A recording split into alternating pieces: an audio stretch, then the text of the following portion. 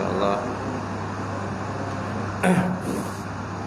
InsyaAllah kita buka kuliah subuh pada pagi ini dengan kita sama-sama membaca Al-Quran ila hadratin Nabi Muhammad Mustafa Rasulullah sallallahu alaihi wasallam wa ala al-kiram ashab rizal insyaallahu al-Fatihah. A'udzubillahi minasyaitonir rajim. Bismillahirrahmanirrahim. Alhamdulillahirabbil alamin arrahmanir rahim maliki yaumiddin iyyaka na'budu wa iyyaka nasta'in ihdinas siratal mustaqim siratal ladzina an'amta 'alaihim ghairil maghdubi 'alaihim waladdallin amin. Assalamualaikum warahmatullahi taala wabarakatuh. Alhamdulillahillazi nahmaduhu wa nasta'in wa nastahdi wa na'udzu billahi min syururi anfusina wa min sayyiati a'malina. May yahdihillahu fala mudilla lahu wa may yudlilhu fala hadiya lahu. Asyhadu an la ilaha illallah wahdahu la syarika lahu wa asyhadu anna Muhammadan 'abduhu wa rasuluh. Allahumma salli wa sallim ala Sayyidina wa Nabina wa Habibina Syafina wa Zuhrina wa Maulana Muhammad Imamil Muttaqin wa Qaidudul Jahidin wa ala alihi wa sahbihi wa man da'a bi da'watihi Asana bi sunnatihi ila yaumiddin. Rabbi israh li sadri wa yassir li amri wahlul 'uqdatam min lisani yafqahu qawli. Subhanaka la ilma lana illa ma 'allamtana innaka antal alimul hakim. Wala haula wala quwwata illa billahil aliyyil azim. Qala Allah subhanahu wa ta'ala fil Qur'anil Karim ba'da a'udzubillahi minasyaitonir rajim. Bismillahirrahmanirrahim.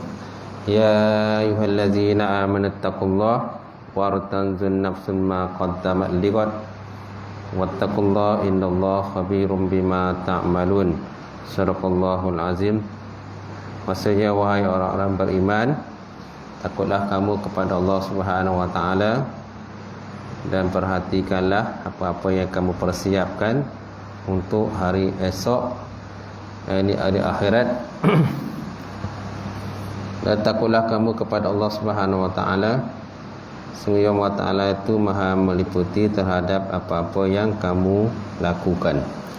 Waqala Nabi sallallahu alaihi wa ala alihi wa sahbihi wa baraka wa sallam, may yuridullahu bihi khairan yufaqihu fiddin. Maksudnya, barang siapa dikenaki oleh Allah Ta'ala akan kebajikan, nescaya diberikan kefahaman di dalam agama. Nawaitu ta'alluma wa ta'lim wa tazakkura wa tazkir wa naf'a wal intifa' wal ifadat wastifadah wal hasa ala tamassuki bi kitabillah wa sunnati rasulih wa du'a ilal huda wa dhalalati ilal khairi ibtigha'a wajhillah wa mardatihi wa qurbihi wa sawabi subhanahu wa ta'ala. InsyaAllah yang semati semulakan Pak Imam kita pada subuh ini, seluruhnya semulakan Tuan Bilal, seluruhnya pengurusi surau, datang kuasa surau, seluruhnya sidang jamaah muslimin muslimin aja yang semua sekalian. Alhamdulillah, kita panjatkan puji dan syukur kepada Allah Ta'ala kerana kita dapat bersama sekali lagi pada subuh ni, insyaAllah. Jadi sebelum ini, sebelum kita baca soal jawab agama tu, kita lihat satu hadis pilihan pada pagi ini yang boleh saya kongsikan dengan tuan-tuan. Pagi ini ramai luar. Dalam mana ni? Kurang kerja. Kerja ke atau bertindih? Poho bertindih ke atau tu? Kono ikat. Dah kono ikat pagi ni. Nah, tak sampai. Baik, insya-Allah. Sebelum kita masuk satu hadis yang kita nak bincang, berkenaan dengan bacaan Fatihah lah. Bacaan Fatihah ni dia ada tempat-tempat yang boleh kita wakaf, ada tempat-tempat yang tak boleh kita wakaf.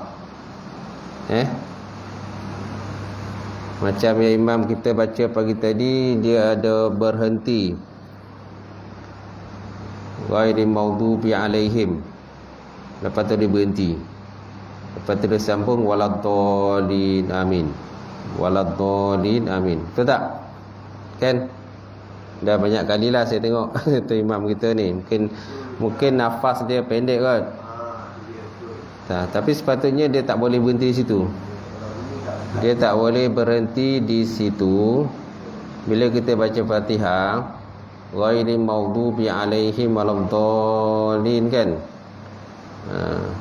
Ihdinas siratal mustaqim siratal ladzina an'amta alaihim. Kalau kat situ dia boleh berhenti. Siratal ladzina an'amta alaihim, itu boleh berhenti. Ghairil maghdubi alaihim waladdallin, ghairil maghdubi alaihim, itu tak boleh berhenti. Sebab wa tu waladdallin tu waw tu ialah waw sambung. Waw huruf ataf, huruf sambung. Bila sambung dia tak boleh berhenti, dia kena sambung. Ghairil maghdubi alaihim tu tak boleh berhenti. Sebab lepas alaihim tu huruf waw.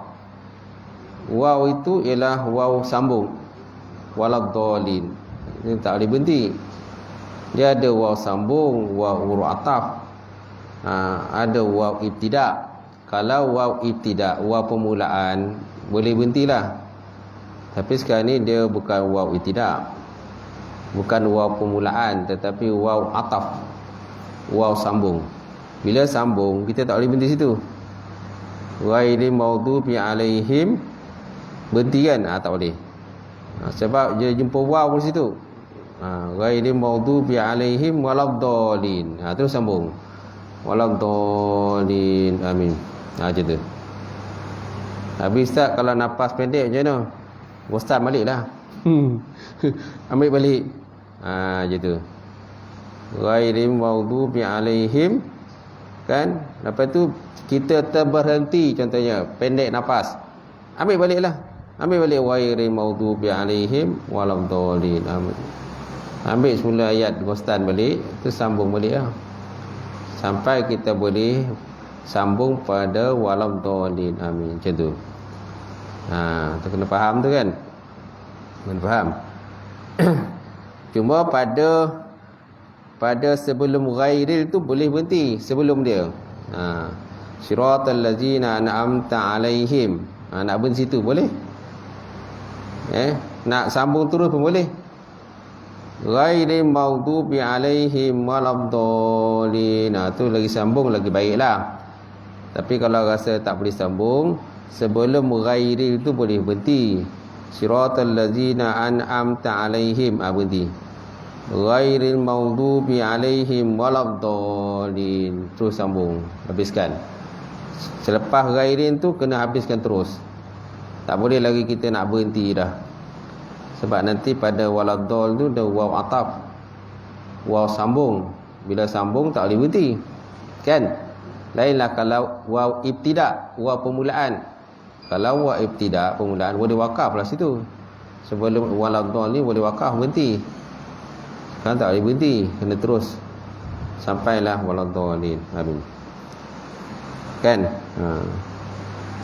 Kalau tidak, kalau kita berhenti kan dah tak sesuai dengan makna dia, makna ayat itu. Selain, kan dia kata siratal ladzina an'amta alaihim, jalan orang yang telah engkau beri nikmat atas mereka itu. Ghairil maghdubi, bukan jalan yang engkau murkai. Waladdallin, dan bukan, kadang-kadang dan bukan jalan orang sesat. Bila dan tak boleh berhenti, ya, kan? Dan bukan jalan orang sesat, dia sambung tu. Kalau kalau dia kata dan, kalau dia kata bukan dan bermula orang sesat, tu lain. Tu dah baru boleh berhenti. Sekarang tak boleh. Itu teguran lah. Teguran kena ambil perhatian lah dalam perkara tadi. Baik. Jadi seterusnya insya-Allah pada pagi ini kita bincang satu hadis Nabi Muhammad sallallahu alaihi wasallam. Hadis ni kita ada pernah dengar hadis ini. Hadis ni terima daripada Abu Hurairah. Abu Hurairah radhiyallahu ta'ala anhu qala Rasulullah sallallahu alaihi wasallam, ad-dunya sijnul mu'mini wa jannatul kafiri. Rawahul Muslim. Dunia ini penjara disebut. Dunia ini penjara kepada orang beriman. Wa jannatul kafirin, dan syurga kepada orang kafir. Hadis ini riwayat daripada Imam Muslim. Macam tu. Hadis ini merupakan riwayat daripada Imam Muslim. Okey. So apakah maksud daripada hadis ini? Ada orang kadang dia salah faham kebenaran dengan hadis ini. Bila dia dengar hadis ini, dia kata ad-dunya sijnul mu'minin wa jannatul kafirin. Dunia ini syurga kepada orang beriman, penjara kepada orang yang beriman, dan syurga pada orang kafir. Jadi dia beranggap bila dengar pada hadis ni tuan-tuan, kan, dia beranggap bahawa kita tak perlulah mencari apa-apa kesenangan hidup, dia kata. Kita tak perlulah orang kata hidup orang kata dalam keadaan kaya raya.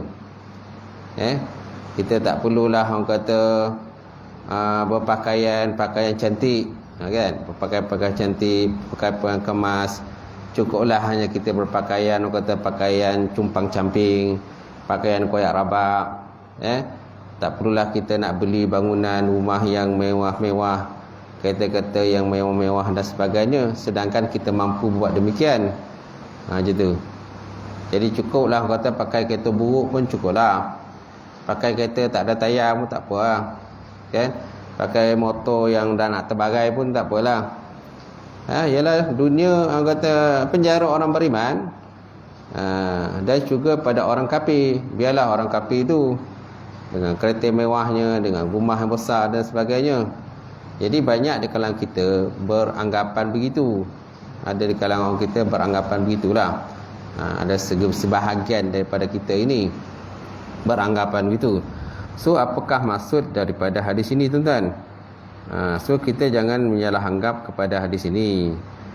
Hadis ini sebenarnya kalau ikut kepada apa yang disebut dalam tafsiran ataupun syarah pada hadis, dia kata, disebut dalam hadis ini, dia kata hazihi jumlatul mukhtasarah mu'ajjizah hiya fi ghayatil balaghah. Dia kata hadis ni satu hadis yang pendek, tetapi dia merupakan satu hadis yang mengandungi balaghah, sehabis balaghah, tinggi dia punya balaghah dia.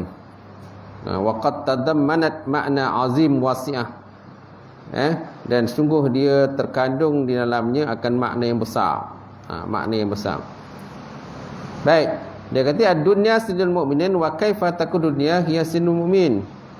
Waqad yakunu mu'min fi hadhihi hayat dunya mumtani'an ya'kulu minat thayyibat wa yaskunu durul wasi'ah wa yarkabu marakib farihah wa ma'a zalika hiya kazalik bi nisbat ilai fil mu'minin. Dunia ini penjara kepada orang yang beriman, kan? Bagaimana adalah dunia penjara kepada orang beriman? Kadang-kadang kita lihat orang beriman dan kehidupan dunia ini, mereka itu makan akan makanan yang baik-baik. Sonok-sonok makan benda-benda yang baik, benda-benda yang thayyibat. Dan ada di kalangan kita ini duduk pada rumah-rumah yang luas, rumah-rumah yang besar. Dan ada di kalangan kita ni orang beriman ni, mereka itu memiliki kenderaan-kenderaan yang mewah.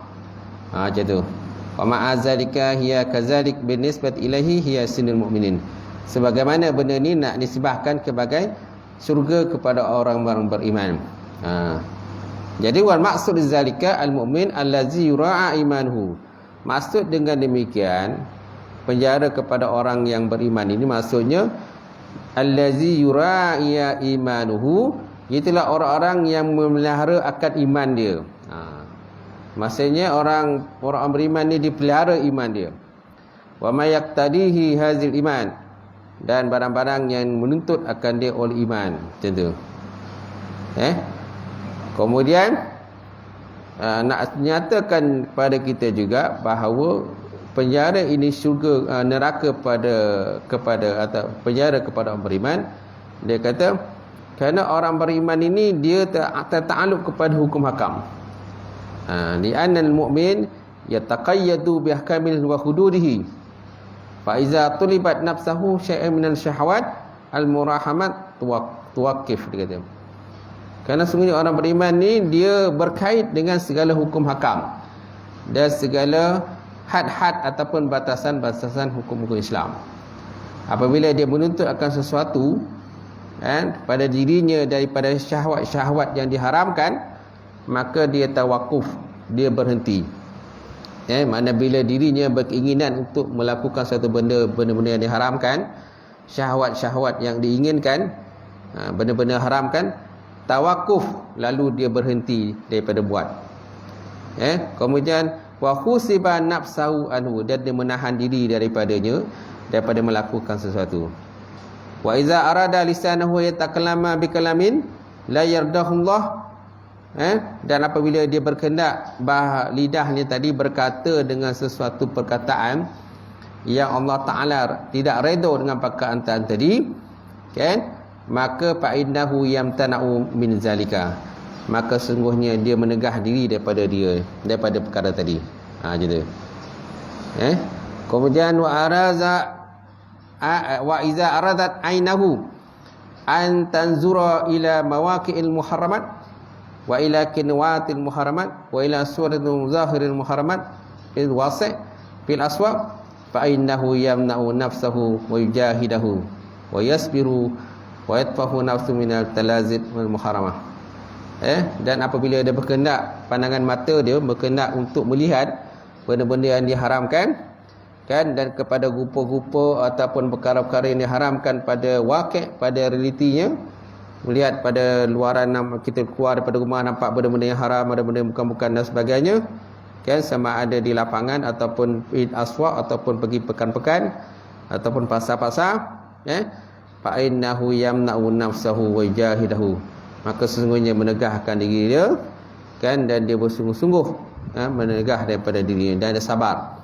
Dia bersabar daripada berlazat-lazat dengan benda-benda yang diharamkan oleh Allah Subhanahu Wa Taala. Tu maksudnya tu. Kalau Imam Nawawi pula dia kata, apakah maksud dengan dunia ini? Penjara kepada orang beriman dan syurga pada orang yang kafir. Maksudnya seorang itu dia menegah diri pada benda-benda yang diharamkan Allah Taala, benda tengah-tengah, dan dia pula orang kata dibebankan dengan hukum hakam, tertakluk hukum hakam dan sebagainya, kemudian dia pula bersusah-susah dalam mengerjakan ibadah kepada Allah Subhanahu Wa Taala. Diuji dengan pelbagai ibadah. Kita diuji dengan ibadah contohnya untuk datang solat berjemaah ke masjid ataupun ke surau. Kita pula diuji dengan menuntut ilmu, galakkan ataupun suruhan menuntut ilmu. Tak? Kita diuji pula orang kata benda-benda yang berada di luar rumah kita, kemudian kita diuji tentang diri kita sendiri. Tak? Kita diuji dengan diminta untuk sembahyang sunat, lepas sembahyang wajib kita kena sembahyang sunat, diuji. Kemudian kita diuji dengan berpakaian supaya pakaian menutup aurat. Jangan kita pakai benda-benda yang tak menutup aurat.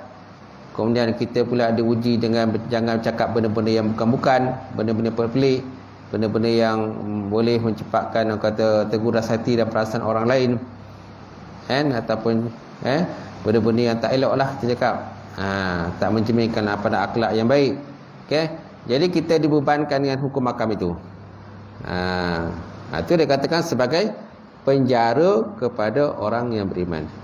Sedangkan orang kafir pula dia tidak dibeban dengan hukum. Itu maksudnya wal jannatul kafirin, dunia ini syurga kepada orang kafir, dia kata. Kenapa dunia itu syurga pada orang kafir? Kerana orang kafir itu maksudnya bukan makna orang kafir itu orang kata dapat kemewahan macam-macam dan sebagainya. Tidak. Sebab orang kafir pun ada yang miskin, ada yang kafir, ada yang fakir. Macam orang Islam juga. Sebab orang Islam pun ada yang kaya, ada yang fakir, ada yang miskin. Orang kafir pun juga ada yang kaya, ada yang fakir. Macam tu. Jadi jangan kita anggap ini dunia ni syurga kepada orang yang kafir, daripada kita pandang daripada sudut macam tu. Tidak. Maksud dunia ini syurga pada orang kafir kerana mereka ini tidak tertakluk dengan hukum hakam. Mereka tak tertakluk. Mereka bebas nak makan halal ke haram ke, nak riba ke, nak orang kata nak makan daripada hasil daripada menipu orang ke dalam perniagaan ke, kan? Dia tak kisah. Dia nak makan bangkai ke, nak makan babi ke, nak makan biawak ke, nak makan ular ke dan sebagainya, tak kisah. Sebab dia tak tertakluk hukum hakam. Dia nak ambil harta orang ke, nak curi orang kata patai orang ke, dia nak curi segirap orang ke, dia nak suri orang kata mangga orang ke, kan? Pisang orang pun, pisang dia kadang selalu kena curi tu kan. Pisang orang pun dia tak kisah. Sebab dia tak tertakluk hukum hakam. Itu maksud dengan syurga itu merupakan dunia ini merupakan syurga kepada orang yang kafir. Itu maksudnya tu. Sebab orang kadang dia tak jelas, dia tak faham apa maksud dia. Sedangkan orang Islam pun ada yang kaya raya, ada yang mewah dan sebagainya. Baik, saya ada satu kisah ini. Kisah Ibn Hajar, kan, Asqalani, salah seorang daripada ulama besar, buat dalam kisah ini, kan,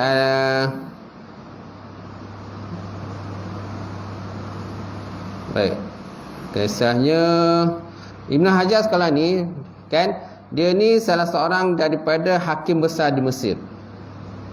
Kita mungkin pernah dengar lah, Imam Ibn Hajar Asqalani. Dia ada dua tu, satu Ibn Hajar Asqalani, satu Ibn Hajar Haytami. Masuk di sini ialah Imam Ibn Hajar Asqalani.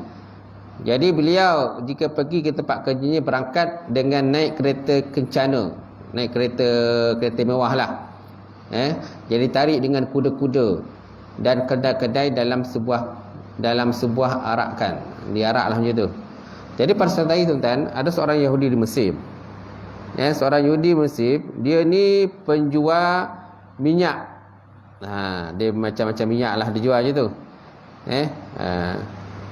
Maksudnya bukan minyak wangi lah tu. Dia minyak, orang kata minyak petrol lah, minyak apalah apa kan. Minyak gas lah. Tiba Yahudi tadi menghalang Ibn Hajar Asqalani ketika dia naik kenderaan tadi. Kan? Maka Ibn Hajar Asqalani pun turun dan tersenyum kepada lelaki tadi.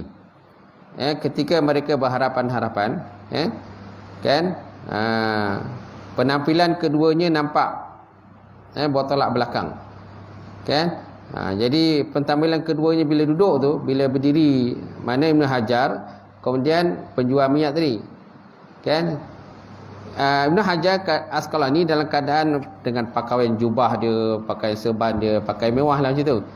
Sementara Yahudi tadi pula, dia ni penjual minyak dengan keadaan pakaian lusuh, pakaian dia buruk dan sebagainya, dengan bau minyak dan sebagainya. Bau minyak yang tak elok lah. Kalau minyak wangi tu lain.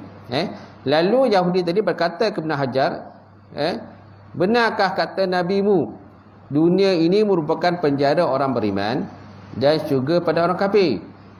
Wahai Tuan, dia kata. Jadi penjual tadi, Yahudi tadi pun dia berhenti, dia duduklah. Dirilah sebelah dia. Bila berdiri sebelah tu nampaklah perbezaan antara kedua tadi kan. Ni dengan pakaian hebat, ini pakaian lusuh dan sebagainya. Maka Yahudi tadi tanyalah kepada Ibn Hajar Asqalani, dia kata, ya Tuan, benarkah Nabi-Mu berkata dunia ini penjara orang beriman dan syurga pada orang kafir? Apa jawapan Ibn Hajar? Dia kata, ya benar. Namun kenapa engkau sebagai seorang yang beriman menjadi hakim besar di Mesir dengan pakaian yang mewah-mewah? Dia kata, dengan pakai mewah, dengan orang kata naik kenderaan dengan kuda dia kan, kan, diarak dengan kuda kan.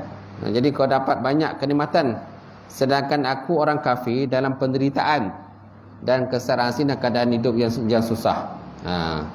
Cuba lihat, dia kata, aku hidup dan susah, Dan aku ni sebagai penjual minyak, miskin, tumpah camping pakaian dan lusuh.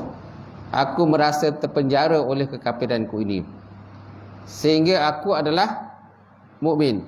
Sedangkan kamu hidup mewah dan tampil mewah dengan kenderaan yang sangat indah, seolah-olah kamu hidup di dunia ini macam syurga. Maka kalau ikut pada kami hadis ni, kan macam tak sesuai pula, dia kata. Tengok pada apa yang Nabi mu kata dunia ini merupakan penjara pada orang beriman, dan juga orang macam tak sesuai dengan kau ni lah, kan. Dia sendirilah je tu. Di sini Ibn Hajar Asqalani. Maka kan apa jawapan daripada Ibn Hajar Asqalani, dia kata. Maka dia kata, sudikah aku jelaskan padamu maksud daripada hal tersebut, wahai cucu Yakub. Kan Yahudi kan asal daripada keturunan Nabi Yakub alaihissalam.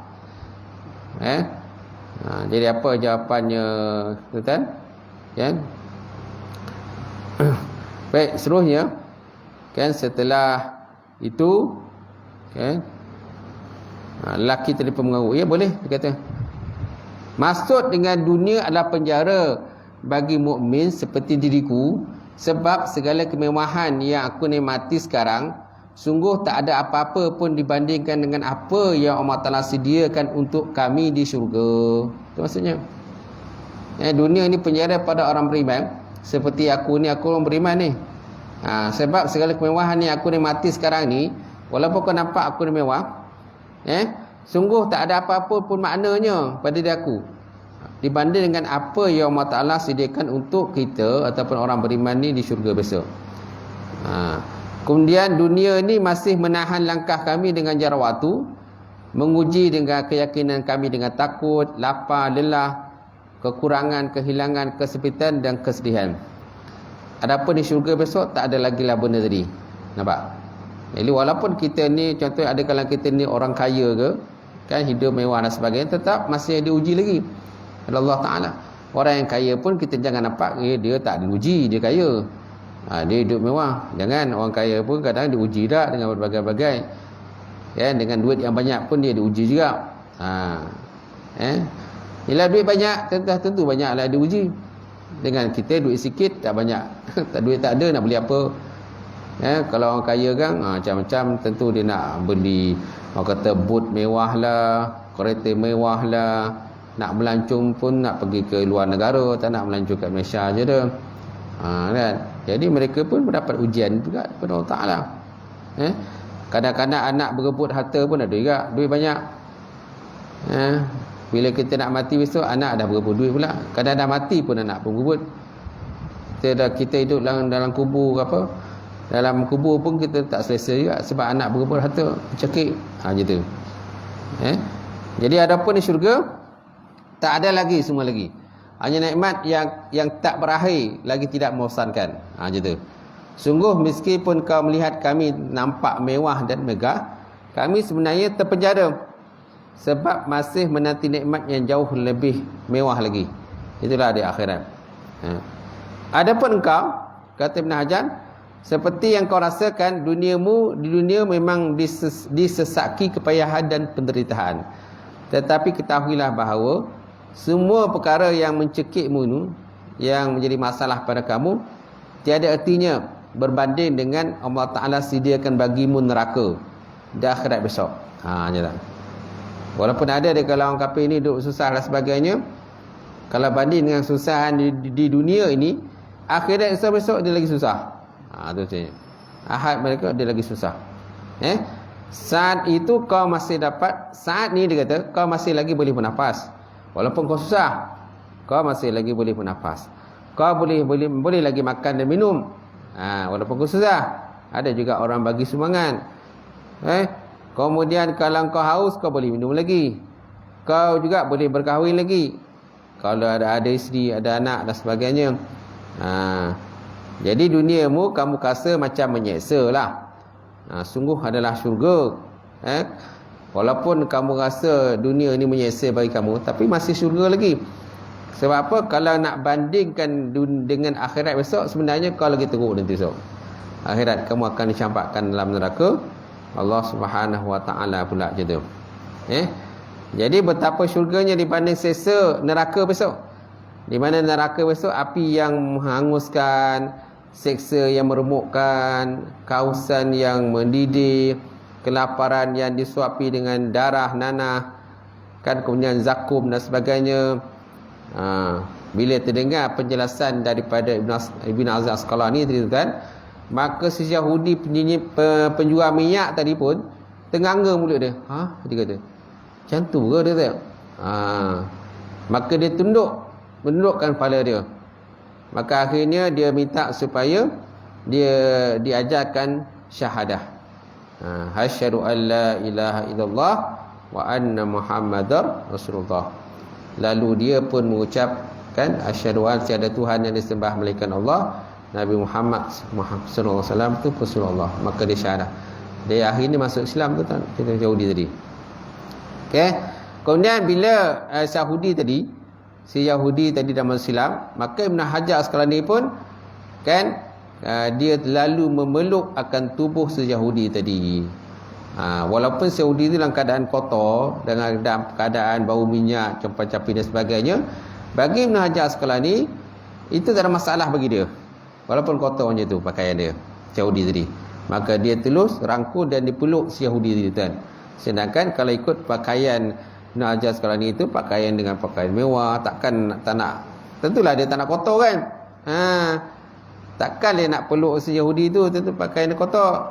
Tapi itulah yang dilakukan Ibn Hajar Asqalani. Dia kata ahlan wa sahlan, dia kata wa marhaban bikum ya akhi, dia kata selamat datang wahai saudaraku. Kau sekarang dah mengucap syahadah dan kamu telah memeluk Islam. Selamat datang di atas hidayah Allah Subhanahu Wa Taala. Jadi akhirnya mereka pun berpelukan. Hari itu si penjual minyak tadi akhirnya Ibn Hajar membawa ke rumah dia dan dididik dan akhirnya menjadi seorang murid yang ternama, tuan-tuan. Dia akhirnya seorang mukmin ternama. Itulah tadi apa yang kita boleh fahamlah berkenaan dengan hadis ini. Jadi hadis ini bukanlah maksudnya orang kata menentang dengan ayat-ayat Quran. Kan ada ayat Quran macam tu kan, la yusibaka minad dunya, jangan kamu kata lupakan wabtaghi fima atakumullah darul akhirah wala tansa nasibaka minad dunya, tuntutlah oleh kamu akan bahagian kami di dunia, dan jangan kamu lupakan bahagian kamu di akhirat. Jadi hadis itu sebenarnya tak menentang pun ayat Quran tu. Jangan kita anggap menentang pula. Sebab ayat Quran kata wabtaghi fima atakumullah darul akhirah, tuntutlah oleh kamu akan bahagian kamu di akhirat. Wala tansa nasibaka min dunya, jangan lupakan bahagian kami di dunia. Jadi kalau ikut pada zahir hadis itu kan, seolah macam hadis itu menentang dengan ayat Quran tadi. Sebenarnya tidak menentang pun. Jadi maksud dunia ini penjara kepada orang beriman, maksudnya kita ni tertakluk pada hukum hakam. Kita tak boleh bebas melakukan apa yang kita kendak. Kan? Ada benda halal, ada benda haram. Kan? Selagi contohnya zina. Selagi mana kita tak berkahwin dengan orang itu, maka kita diharamkan daripada bersetubuh dengan dia. Sebab apa? Tidak ada perkahwinan. Ini kata perkahwinan. Maka dikira berzina lah. Okay, kerana zina adalah perkara yang diharamkan. Wala taqrabuz zina, jangan kamu hampiri zina. Contoh lagi daripada minum benda-benda memabukkan seperti arak kan, kemudian makan benda memabukkan, dadah, ganja dan sebagainya. Sebab kita ni tertakluk pada hukum hakam. Kalau tidak kan sesuka hatilah kita nak buat tu, nak kita main lontong je kan, membujur lalu melintang patah dari sebelah kita kan. Jadi orang kafir dia tertakluk, dia nak nipu. Sedangkan kadang-kadang bila dah masuk Islam pun tuan, kadang-kadang dia masih lagi bawa perangai tu. Minum arak kan, walaupun dia dah Islam dah syahadah dah. Tapi perangai-perangai lama tu masih dia bawa lagi tuan. Menipu masih lagi, walaupun dah syahadah masuk Islam pun menipu lagi. Kemudian masih lagi ada yang style malah berusaha, asyik suka meminta. Ya, pun ada juga. Walaupun dalam Islam masih lagi suka meminta. Tetap biasa kan kadang-kadang jumpa kan. Jumpa dekat orang kata art dan sebagainya. Duduk kat tepi surau itu, minta duit, minta sumbangan, minta sedekah. Ada yang ni paksa pun ada. Kan? Dia paksa kita suruh bagi sumbangan pada dia. Dia tahan kita, cik, kan? Kita sekarang kadang minta duit ke orang, malu kita kan? Malu dia minta duit kita. Tapi kadang dia orang ni yang macam-macam mu'alam ni, kadang dia tak malu. Sebab dia masih bawa di perangai lama dia. Perangai dia sebelum Islam ni, kan?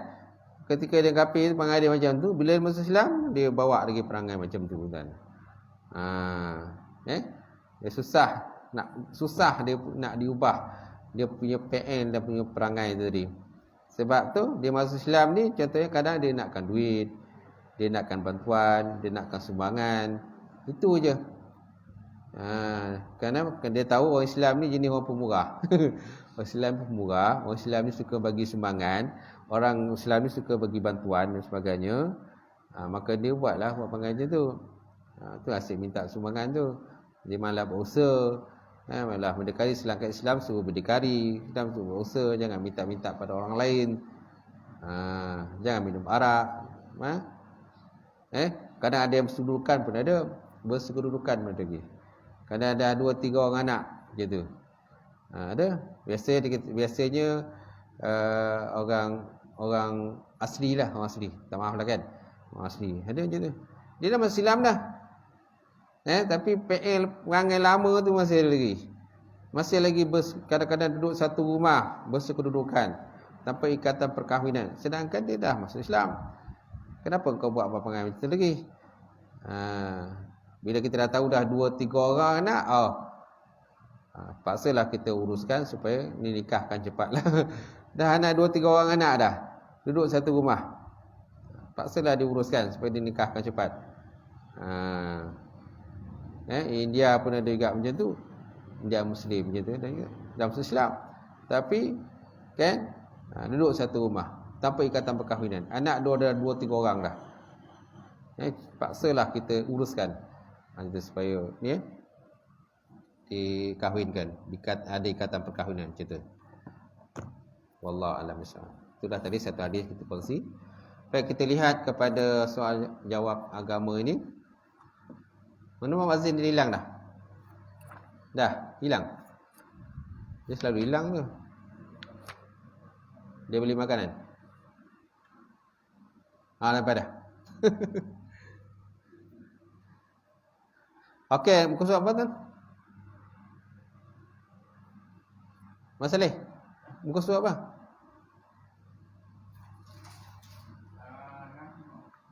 65.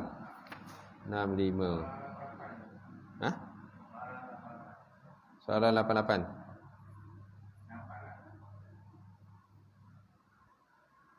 Okey. 87, adakah jin boleh tinggal dan menetap di rumah kita dah? 87 dah. 88 Okey, 88. Benarkah pesanan orang tua-tua yang menyatakan pada waktu maghrib banyak hantu? Cerita. Benarkah pesanan orang tua menyatakan pada waktu maghrib banyak hantu? Sebab itu mereka akan memarahi kanak-kanak yang bermain sehingga lewat petang. Minta penjelasan daripada Ustaz. Baik, jawapannya sebenarnya hantu tak ada. Hantu tak ada. Kepercayaan kepada hantu adalah karut marut. Apa yang ada ialah jin dan syaitan. Apa yang ada ialah jin dan syaitan. Jadi hantu-hantu ni tak adalah. Hantu-hantu ni ciptaan manusia lah. Kan? Kita ditakutkan, dimomokkan dengan hantu. Kemudian dalam komik-komik pun, kadang dalam cerita-cerita novel pun kadang cerita hantu. Dalam filem pun banyak cerita hantu. Pocong lah, macam-macam kan. Gitu. Sebenarnya itu adalah jin, kan, ataupun syaitan lah. Jin, syaitan yang berubah rupa untuk menakutkan manusia, menakutkan anak Adam. Jadi berkenaan larangan orang tua terhadap kanak-kanak agar pulang awal ke rumah sebelum maghrib, sebenarnya ada asas. Hal demikian kerana bila waktu malam, biasanya syaitan akan berkeliaran. Syaitan-syaitan, jin-jin akan berkeliaran. Dan jin pula dia ada jin Islam dan jin kafir. Yang suka mengganggu ni jin kafir lah. Jin kafir lah yang biasa masukkan merosakkan anak Adam ni masuk dalam tubuh badan anak Adam. Dia menguasai akan anak Adam. Pertama sekali anak Adam yang lemah dia punya iman dia. Lemah dia punya iman dia, lemah dia punya akidah dia. Memang susah, memang senanglah. Jin-jin ni, jin-jin kafir ni masuk. Pertama sekali golongan-golongan perempuan, orang wanita kan mereka ni lemah dari segi kekuatan dia pun lemah lembut. Jadi memang dia sasaran lah kepada orang jin-jin ni. Nabi Muhammad SAW bersabda, "Iza kana junhul laili aw amsaitum faqubbu sibyanakum fa inna syayatin tantashiru hina izin fa iza zahaba sa'atu minal laili fahulluhum fa aglibul abwab wa zakru ismallah fa inna syaitan la yaftahu baban mughlaqan wa auku kirabakum waskuru ismallah wa khummiru niyatikum waskuru ismallah walau ta'ridu wa alau an ta'ridu alaiha syai'an fa'atbi'u masabihakum. Maksudnya apabila tiba waktu malam, iza kana junhul laili, apabila masuk waktu malam, dia kata aw amsaktum, ataupun berpetang-petang, bersenja-senja, fakubbu sibyanakum, maka tahanlah oleh kamu anak-anak kamu, kerana sesungguhnya syaitan berkeliaran ketika itu. Fa inna syaitan tashiruna izin. Fa iza zahabu sa'atan minal laili fahalluhum, apabila berlalu satu waktu daripada waktu malam, maka pakaikanlah anak-anak akan pakaian dan tutuplah pintu rumah dan sebutlah nama Allah Ta'ala. Sebutlah nama Allah Subhanahu Ta'ala. Dan kerana syaitan tidak akan dapat membuka pintu yang tertutup apabila disebut nama Allah Subhanahu Ta'ala. Kemudian hendaklah kamu tutup bekas minuman kamu dan sebutlah nama Allah Ta'ala. Dan tutuplah bekas-bekas kamu dan sebutlah nama Allah Ta'ala. Sekalipun kami bentangkan atasnya sesuatu, dan padamkanlah pelita-pelita kamu. Padamkanlah pelita-pelita kamu. Ini merupakan hadis riwayat daripada Imam Bukhari berkenaan dengan syaitan-syaitan yang keluarlah ketika malam. Itu sebabnya kita anak-anak kita lepas maghrib kita tak digalakkan merayau-rayau lah. Jangan lagi anak kita ni masih bermain di padang, bermain di luar, jauh daripada kawasan rumah. Kalau setakat luar rumah tu macam kita taman ni okey lagi lah kan. Kalau di kampung-kampung, kalau luar ni tengoklah macam mana. Rumah kampung jarak-jarak, betul tak? Rumah kampung tak ada roket-roket dah. Kalau ada roket-roket pun, rumah pun hanya kerabat-kerabat kita aja dekat-dekat tu. Tapi kalau bukan kerabat kita, biasanya sana sebuah rumah, sana sebuah rumah, balik bukit kan sebuah rumah, kan? Kat lorong tak sebuah rumah, masing-masing jauh-jauh rumah-rumah. Kalau kita taman ni sebelah-sebelah aja, okey lagi lah. Kalau anak kita jalan pun dia tak pergi jauh. Tapi kalau dah pergi main kat padang tu dah kira jauh lah tu. Walaupun padang taman kita dah jauh dah tu.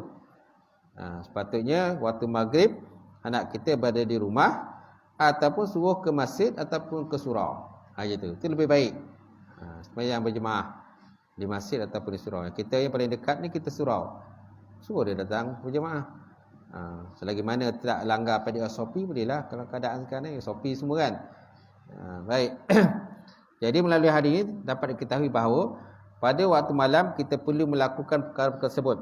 Dan antaranya tidak membiarkan anak-anak berada di luar rumah. Anak-anak di luar rumah, macam tu. Kerana dia takuti akan berlaku begitu, dan anak akan menangis, apalagi anak kecil. Anak kecil memanglah kadang-kadang tengah malam kan dia menangis, macam tu. Kadang-kadang naik kapal terbang pun kadang-kadang ada kanak-kanak yang menangis. Dia mengganggu, kan, mengganggu anggota penumpang yang lain. Saya itu pun ada juga yang menangis pergi Sabah itu. Pergi okeylah, pergi tak adalah budak-budak yang menangis. Semua okey. 2 jam lebih perjalanan daripada KL ke KK kan, Kota Kinabalu. Balik tu ada pula yang menangis pula. Macam tu. Seorang tu menangis budak. Susah dia nak ni. Budak kecil yang menangis kan, kalau dia tak biasa. Baik. Kemudian siapakah ahli kitab? Ahli kitab ialah mereka yang, iaitu kumpulan yang terkeluar daripada agama yang hanif, agama yang lurus. Hanif luruslah. Dan syariat Islam. Mereka ialah kumpulan yang mempunyai syariat. Mereka ialah kumpulan mempunyai syariat, hukum hakam, hudud dan juga ulama. Mereka terbagi kepada kumpulan, beberapa kumpulan. Kumpulan pertama ialah kumpulan yang mempunyai kitab yang sebenar, seperti Taurat dan Injil. Inilah kumpulan yang Quran tujukan dengan panggilan sebagai ahli kitab. Ini ahli kitab. Maknanya mereka masih lagi berpegang dengan kitab yang asal, kitab Taurat dan kitab Injil. Tapi nak cari golongan ni memang susah lah. Memang susah. Sebab kebanyakan golongan ahli kitab sekarang ni banyak dah terpesong. Banyak nak tak ikut kitab Taurat Injil dah. Mereka ikut pada kitab-kitab yang telah diubah-ubah. Yahudi dia tak pakai dah kitab Taurat tu. Mereka dah pakai kitab Talmud. Tapi mereka kata itu Taurat. Tapi bukan Taurat. Taurat ni turun dalam bahasa Ibrani. Injil dalam bahasa Syriani. Kata Taurat ni kita tak boleh nak baca. Tak boleh baca Taurat sebab dia bahasa Ibrani. Kita bahasa Arab. Tu bahasa Arab pun ramai tak boleh baca. Kan? Kecuali orang yang mengaji lah, orang mengaji, belajar. Kan? Dia tahulah bolehlah baca Quran. Quran tu kan turun bahasa Arab. Tapi kalau kita Arab pun tak boleh baca. Sebab tak belajar kita Arab. Kita Arab tak ada baris. Kita Arab tak ada baris. Quran ada baris lagi, okey lagi lah. Bolehlah kita baca lagi, kita mengeja kan. Dia berarti A, dia bawa I, lepas U, A, I, U, berarti Ba, berarti Babi, Bu. Tak buati, tati itu kan. Tu yang kita baca mukadam tu. Budak sekarang dia tak baca dah mukadam dah. Dia baca kiraati tu. Dia baca kiraati. Kadang mukadam, dia baca mukadam pun dia tak boleh. Mengeja tak boleh. Kita dulu mengaji, kita baca mukadam kan. Kita ada mengeja kan. Mengeja. Dia di atas A, dia di atas I, lepas U. A, I, U. Ba, letak Ba, bawah B. Kalau budak sekarang semua mengeja. Dia tak erti mengeja. Dia baca boleh tapi mengeja tak boleh. Itu kelemahan pula sebab dia baca kiraati. Kecuali kalau dia belajar kiraati dan kita ajar dia mengeja sekali, boleh. Kan? Dia baca kiraati boleh. Tapi dalam masa yang sama kita ajar dia mengeja sekali. Tercepet dapat. Kalau tak ajar mengeja kan, dia hanya main hafal macam tu je. So mengeja tak erti.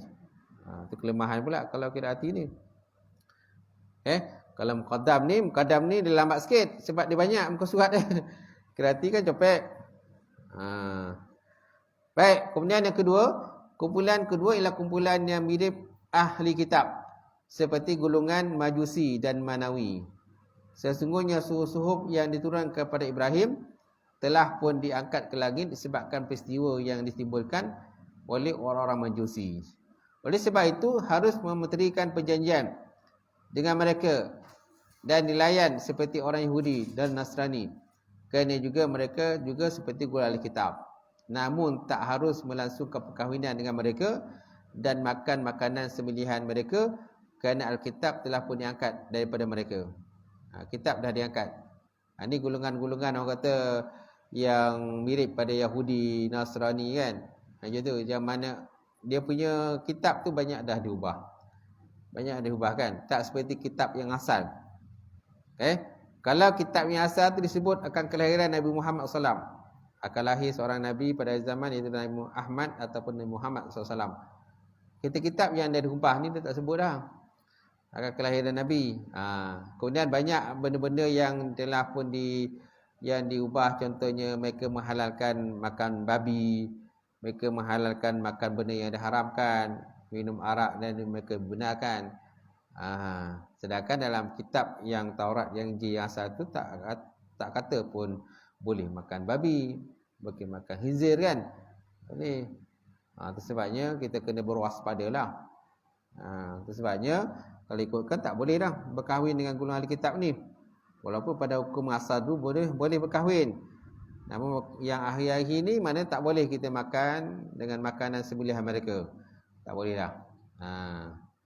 Namun tak harus melangsungkan perkahwinan dengan mereka dan makan makanan sembelihan mereka kerana kitab telah pun diangkat daripada mereka. Tak ada lagi dah. Yang ada pun kitab Talmud lah, tahapan baca kitab lagi lah. Macam tu. Mereka kita baca kitab Talmud. Walaupun mereka dakwa tu kitab Taurat. Mereka dakwa kitab tu Taurat. Kitab. Okay? Dia Yahudi ni, dia kitab dia tu dia masukkan dalam satu bekas bergulung. Perasan tak? Bekas dia bergulung. Bila dia nak buka tu, dia nak baca tu, dia akan buka gulung tu. Dia bergulung dia. Dia bergulung dalam tu lah. Perasan kan? Pernah tengok kan? Pernah tengok tak? Yahudi punya kitab dia. Dia simpan dalam biara-biara dia.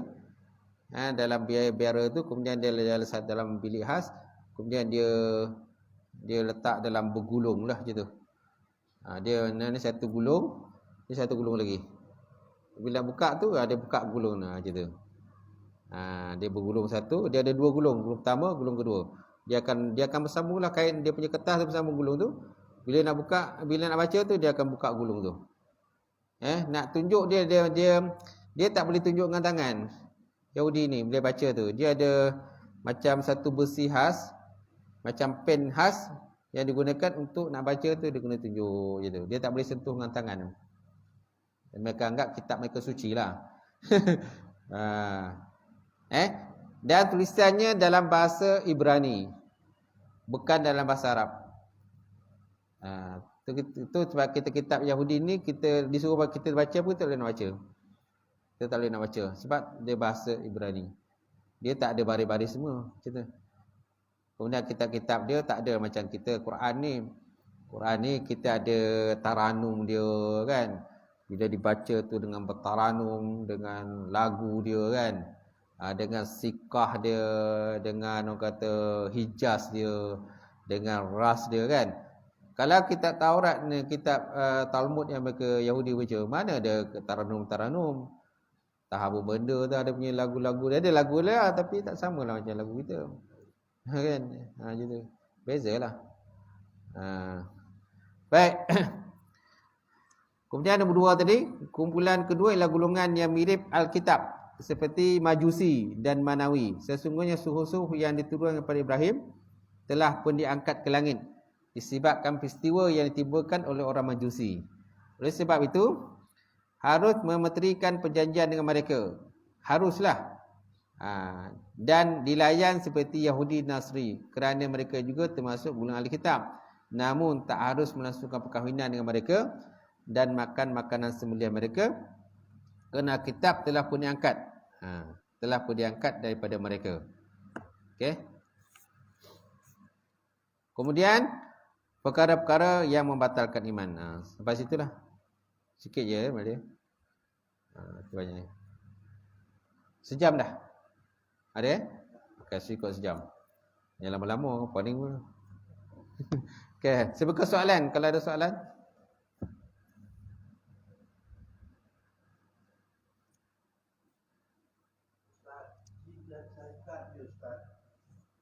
Adakah dia mengikut waktu ataupun sentiasa ada Ustaz? Ikut waktu tu maksud apa? Waktu tu maksudnya macam maghrib, zuhur ke, ada ke dia sentiasa ada ataupun 24 jam dia ada? Dia ada 24 jam dia ada. Dia umur dia jin dan syaitan ni tak sama macam umur kita. Umur dia lagi banyak beratus tahun, beribu tahun pun ada umur dia hidup.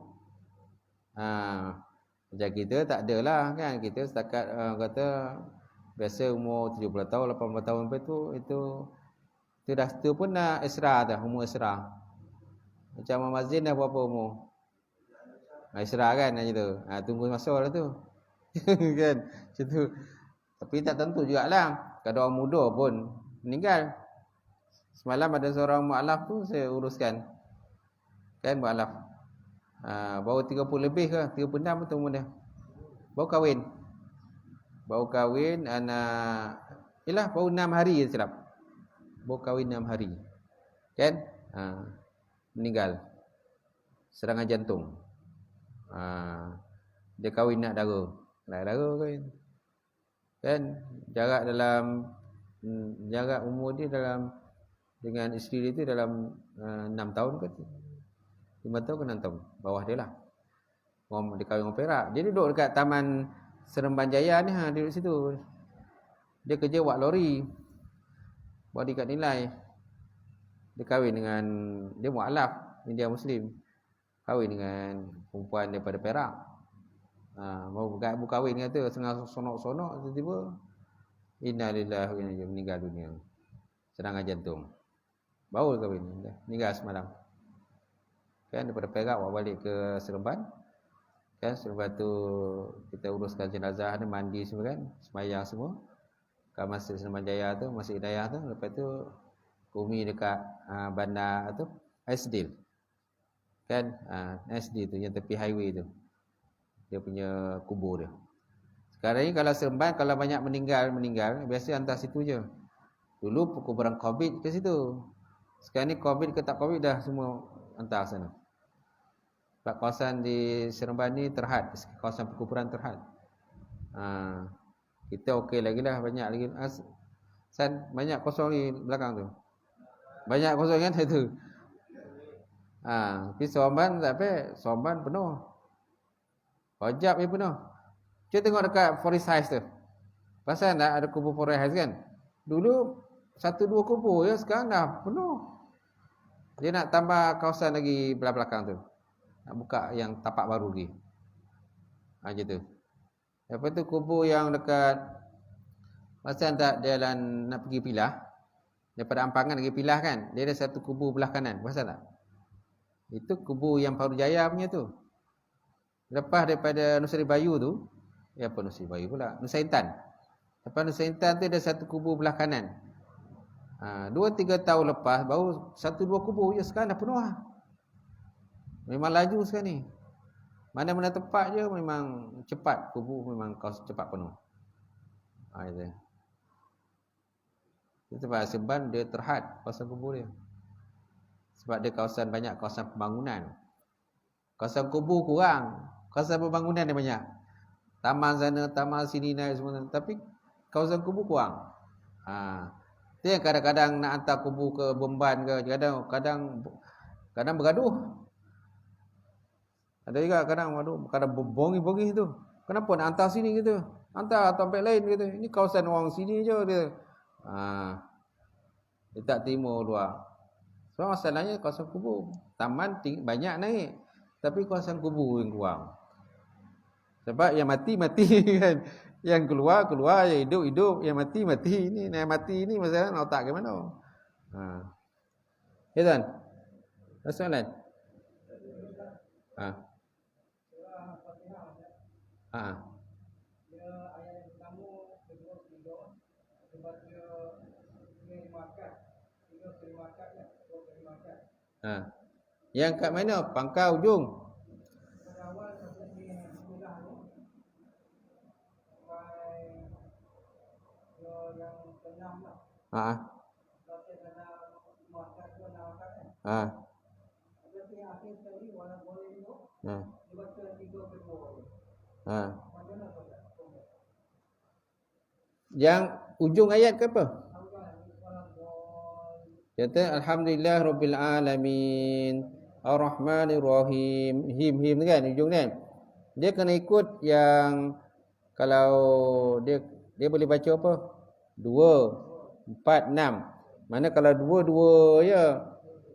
Kalau 6 je ujung itu. Tak boleh. Dia itu kena apa? 6 kan? Dia kena baca 6. Dia kena baca 6 harakat. Itu namanya mad lazim harfi musaqqal. Mad lazim harfi musaqqal. Mad lazim huruf yang berat. Musaqqal sebab apa? Dia ada tasydid di situ. Waladdallin, dia ada tasydid, dia ada masjid, dia ada tasydid satu, lepas tu dia nak kena masukkan lagi. Itu dikatakan mad lazim harfi musaqqal. Mad lazim huruf yang berat. So makna kena baca dengan 6 harakat. Gitu. Kena baca 6 harakat.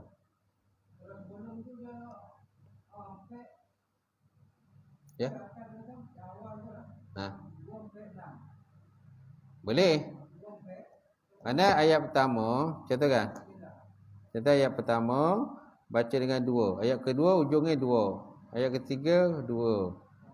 Kan? Mana 2 2 2. Sampai pada waladdallin dia kena baca 6 lah. Tak boleh baca 2. Makruh lah, makruh.